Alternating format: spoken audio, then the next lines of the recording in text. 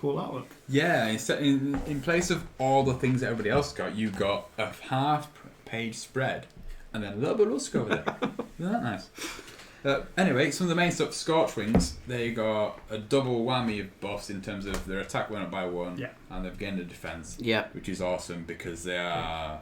properly awesome. They are, the same price as Silver Breeze, I think. Better but they are better...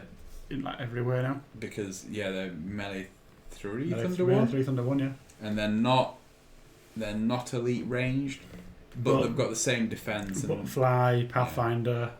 I think they got too much. I think they were fine before, and people just didn't take them because they didn't like the idea of a small attack unit. I thought they were fine. I didn't think. I'm not sure they were fine. I think one or the other would have been fine. Two of them's too much. Yeah, I think this is one of the changes that almost slipped under the radar of the internet's reaction.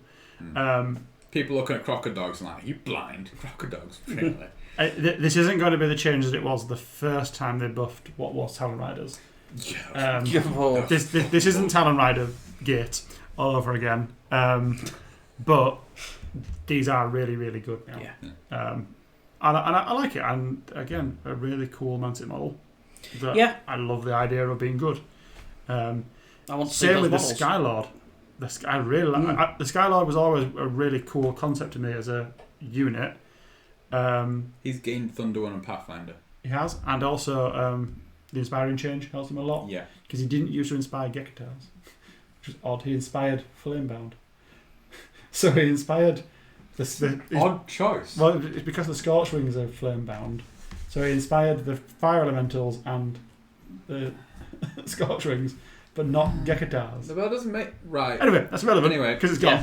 So it doesn't matter anymore. It's in the past. The Skylords screams to me, this is your inspiring unit now. 120 point, fly a little.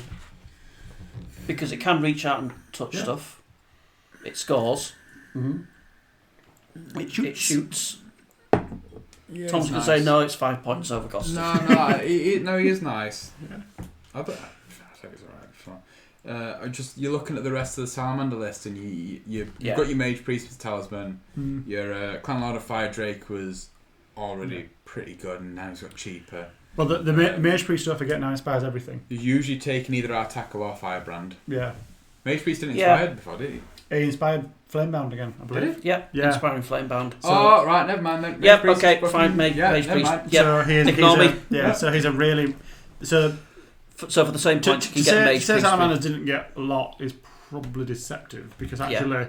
The stuff they got was the really Mage Priest good. is a big change. That's a really nice one. God damn. Also, it's worth pointing out that Salamanders, I think, were one of the better armies anywhere.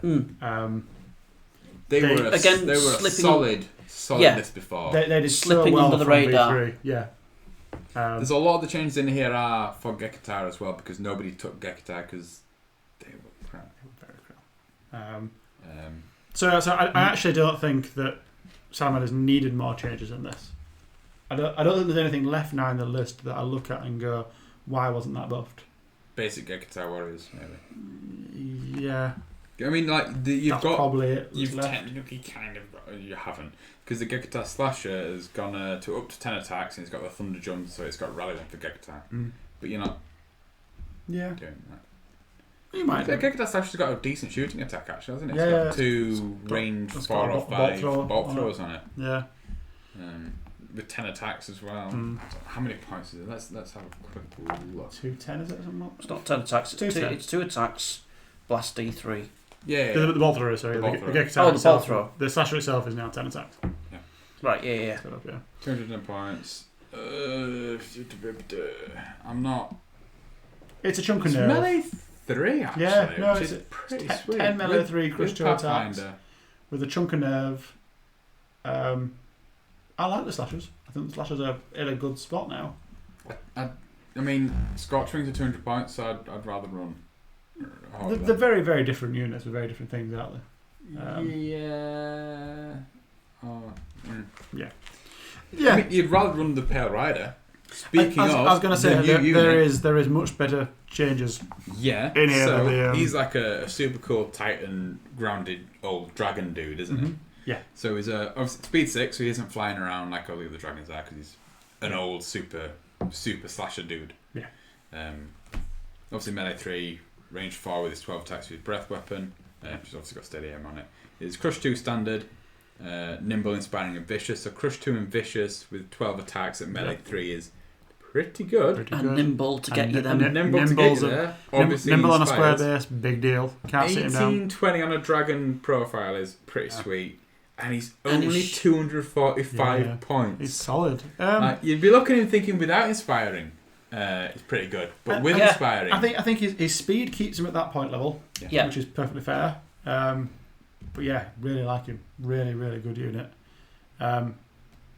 He I think pairs actually really well with Elemental List because he's a little bit slower, and so works really well with fire elementals and all the shooting, say Ember Sprites and Mage Priest and stuff like that. Your Rhinosaur Calf and running speed 7, so he'd fit really nicely with He them. pairs really nicely into that sort of speed bracket. But while being speed nimble. 6, he keeps with your Rhinosaurs, and then he's also not he's not running too far away if you're running an infantry heavy build. Yeah. So he does a bit of everything. Yeah, he's the big winner, I think, for Salamanders. He's very, very cool. He's at the level that people look at and go, oh, it's one of those, and they just sign him off. But you don't look at it and go, like, yeah, he's only speed 6, or yeah, he's only crush 2, or, but he's 245 pounds. No, I think he's a bit of a steal. He's very, very good. I like him a lot. Not to pass over the Greater Fire Elemental. I think is a nice change. Melee 3. Melee 3 is good. Wild Charge on Salamanders is also good. Because it's not just as an infantry. upgrade on the Greater Fire Element. Yeah, but it's not just Wild Charge. but Wild Charge for Salamander only. So that's including all of your. That's adding more Wild Charge onto your Tyrants. It's adding it onto your Rhinosaur Calf. Onto your Pale Rider. Onto your Pale Rider. Onto your Kaizenor Lancers. Yeah, everything's good. Big, Wild Charge is a good rule, and often when you get those auras, they're limited to infantry, and things like that. So, also, I love the fluff that they're hot-blooded lizards that, when they're around fire, get hotter blooded. I hate to break it to you, it doesn't affect tyrants. Are tyrants not salamanders? Nope. There you go. Doesn't affect them. Does it affect the? Oh no, how sad. Never mind. Does it affect the thingies? Cousin. No, the rhinoceros. It Yep. does good. Yeah, I mean, Not talking Salamander's on them at least. Yeah. You get to hunters, no longer regular. They've got steady aim for their blowpipes on the bows. If you take the bow upgrade, that's fine. Yeah. You might take them, but I think if you're gonna run a shooty unit, you'd probably just go squad things. Yeah. But anyway, it's nice to have. It's nice.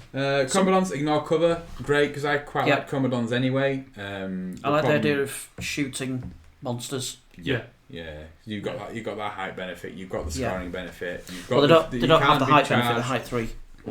Height 3 is still one more than your infantry that's sat behind them, and you've got ignore cover now. Yeah. Which is as you said, that one extra height is enough now, isn't it? Yeah. To make a bit of a cool difference. You're a monster, so you're not getting triple attacked, and you can still score. So if you're playing control, your entire army just fucks off, and these 3 are sat at the back going, "I'm helping." Lob shots over. Yeah. I always liked Commodons. I always thought they were cool, and this just helps because I think they were paying for all that. Yeah. Yeah. They were. I think they were probably paying a bit over the odds for their melee values. How much? Well, their 3 attacks, melee 5. Blast. How many points are Nick? 115. 5 points too many, maybe. Commodons I think they're spot on. I think people are actually going to take them now. Formation? Oh, Firebrand hasn't changed, has it? Firebrand hasn't changed except that he now makes Corsairs regular. Yeah. Which I don't know why Firebrand got a buff, but I guess it's not really for him. No, it's not. Corsairs. It's about making a thing. It's almost like they've put a second formation into the army. Pretty much, isn't it? Yeah. But I like because you take Firebrand and 2 Corsairs. I'm a big fan of that heroes changing. The Greater Fire Elemental Aura, you can kind of argue that's like a formation-y thing, because the idea of the formations are a narrative thing. The Greater Fire gives a thing to the warm-blooded stuff to the Salamanders. So you can kind of argue that. But as a principle, I'm a huge fan of heroes impacting army composition. Yeah. Really like it. Watch out, sorry, infantry. If we had a choice. Whispering Scales, the formation. I don't know. Two regiments Salamander Primes for 10 points each. They're getting, obviously, the keyword Whispering Scales, and then they get Scout and Stealthy.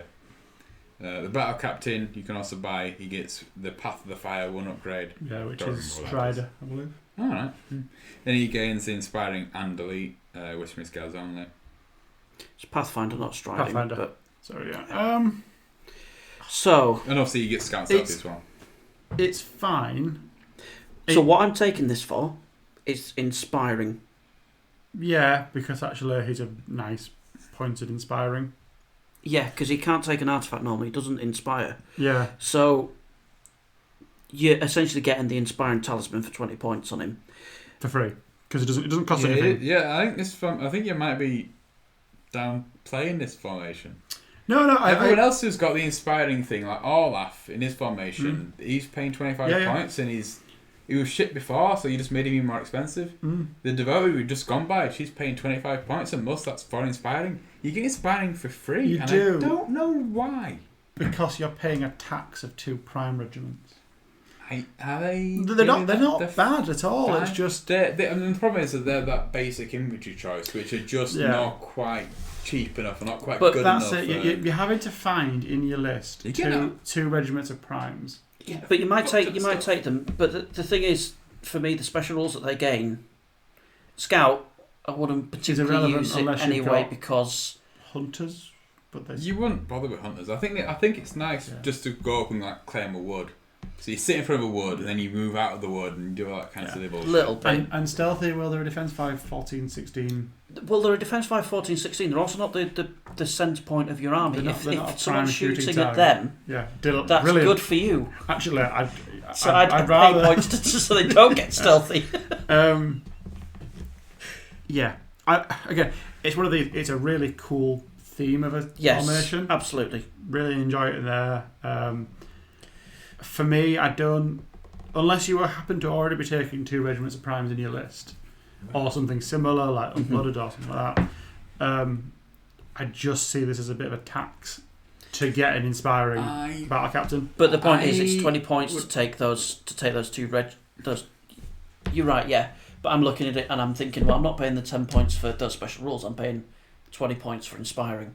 You are, but you're also paying, what, 100? Path of the Fire, Path of the Fire is also Aura Pathfinder. So these guys who got Scout, Stealthy, Pathfinder, if you're running with them, you're getting a hell of a lot of shit for not much cost. You are, but you're still forced to take 2 regiments of primes. I don't think it's as big. I think the primes kind of do suck.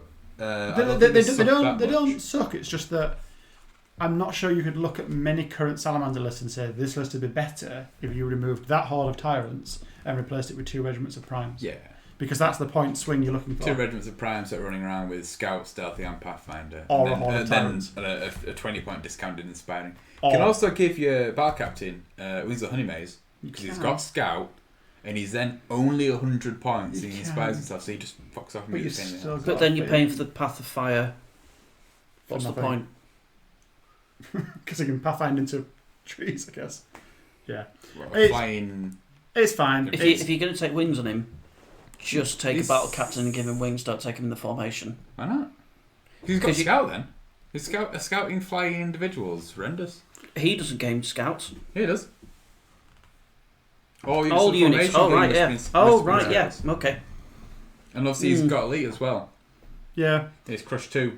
So he might only have 3 attacks, but he's going to capitalise the fuck out in 3 attacks. It's fine. It's okay. It's not a formation I would ever see myself checking, but I think it's pretty cool. It'd be a situational formation. I don't dislike it. I think overall, actually, I was kind of been a bit down on the changes at the start. I think there's some really good changes in here for Salamanders. I think it was the changes they needed. Yeah. I don't think there's anything missing really that I'd say.